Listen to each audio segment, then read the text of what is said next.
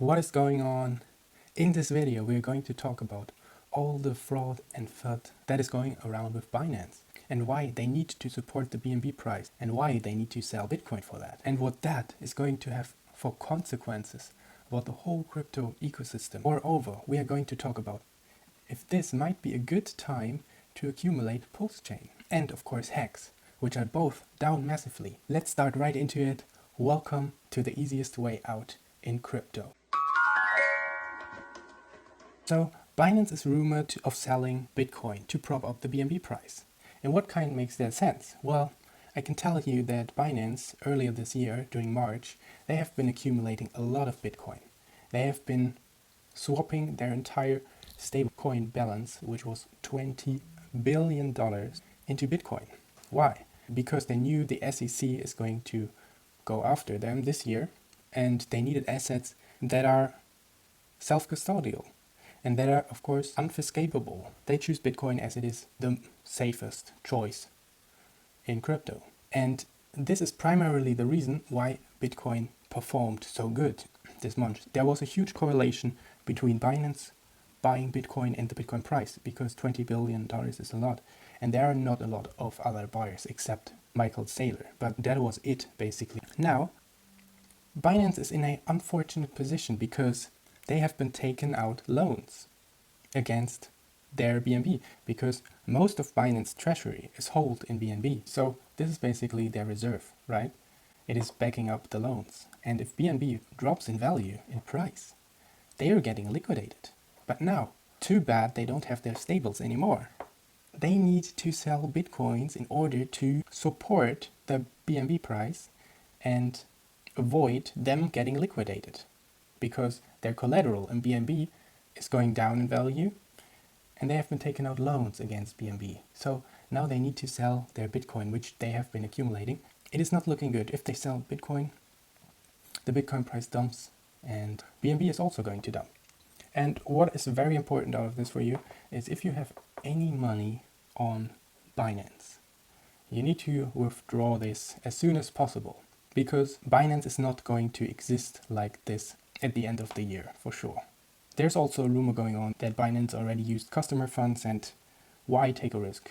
We could see a similar cataclysmic sell-off event like we saw with FTX right here. That's why it is so important. Look, crypto never sleeps, and you gotta be prepared when it dumps. You have to take action, right? One principle is very clear and very important.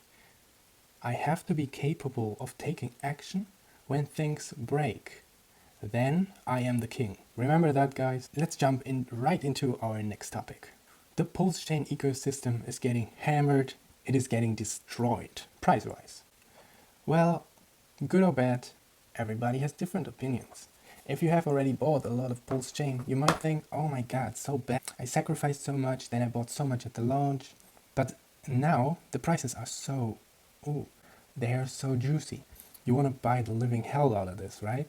You want to scoop up Pulsechain at 0.00038. Yes, that's what you want to do, right? You want to scoop up Hex at 0.63 cents.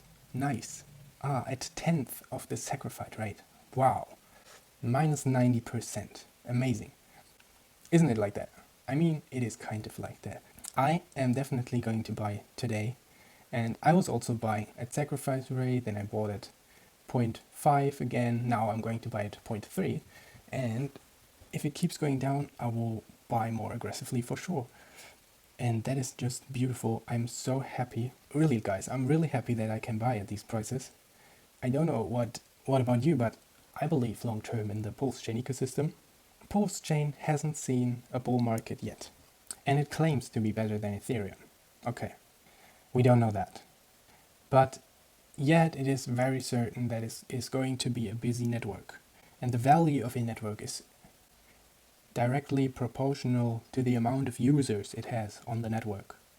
And if a network is busy, which Pulsechain certainly is, I mean, it was the third most popular chain right now, which gives it a value. And it has real yield.